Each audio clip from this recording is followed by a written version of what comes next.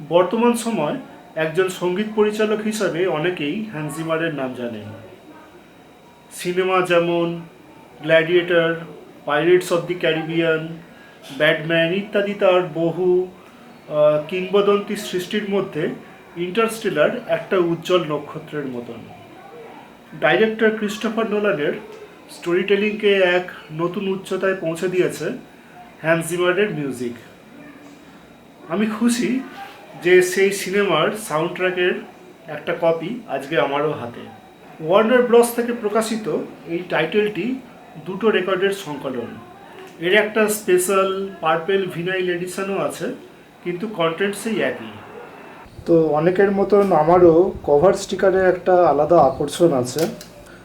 Includes 4 pages booklet and 180 gram audio file vinyl. তো এই হচ্ছে record.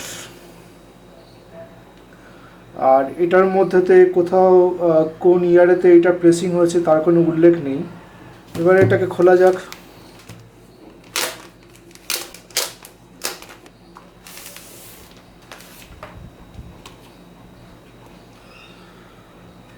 So very smoothly printed, হাত দিতেও ভালো লাগছে। আর Interstellar original motion picture soundtrack. তো এর মধ্যেতে দুটো ডিস্ক আছে এবং সাইড এ এবং সাইড বি করে সমস্ত কিছুই এখানেতে দেওয়া আছে, কোন ট্র্যাকেতে কী কী গান আছে বা মিউজিক আছে। বাইরেটা এরকম এবং ভেতরটা it's a full of universe.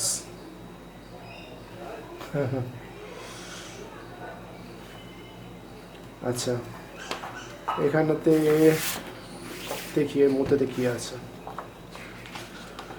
এটা 4 পেজ একটা বুকলেটের মধ্যেতে আছে, যার মধ্যেতে ক্রিস্টোফার নোলানের কিছু লেখা এখানেতে আছে, হয়তো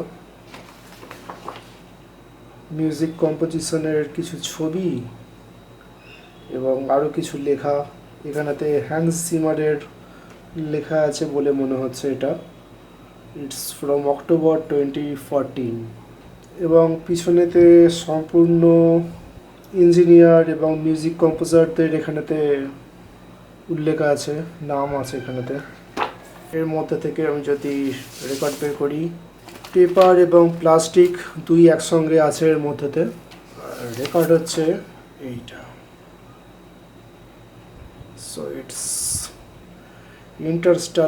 Interstellar original motion picture soundtrack, music by Hans Zimmer. Looks pretty cool. Maybe আমি হয়তো একটুখানি বেশি ফ্যান হয়ে পড়ছি, তাই এসব কথাবার্তা বলছি, but it actually looks very good. আর হাতে নিয়েও বেশ ভালো লাগছে। এবং অপর দিকেতেও আরও একটা ভিনাইল আছে সেম টাইপেরই, ইটস ডিস্ক 2। তো এই হচ্ছে ইন্টারস্টেলার ভিনাইল। রেকর্ডের আসল আওয়াজ শোনাতে পারলে খুশি হতাম, কিন্তু ইউটিউবের কপিরাইট পলিসি আমার ওপর খুশি হতো না। তাই আপাতত ছবিতে গল্পেই এই রেকর্ডটিকে শেয়ার করছি। তো রেকর্ডটা নিয়ে আমার কিছু মিক্সড রিয়াকশান আছে। প্রথমত, রেকর্ডিং ভালো, চ্যানেল ওয়াইজ ডিস্ট্রিবিউশন ভালো, কিন্তু গেইনটা একটু কম বলে আমার মনে হয়েছে। ডিজিটালি শুনলে যতটা আওয়াজ আসে, এই রেকর্ডেতে মনে হয়েছে আওয়াজটা একটু কিছুটা কম। এটা প্রেসিংয়ের ব্যাপার হতে পারে, আমাকে অনেকটাই আওয়াজ বাড়িয়ে শুনতে হচ্ছে।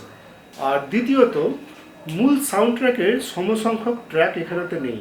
মূল সাউন্ড ট্র্যাকে টোটাল 30টি ট্র্যাক আছে। দুটো ডিস্ক মিলিয়েও এখানে কেবলমাত্র 16টি ট্র্যাক আছে।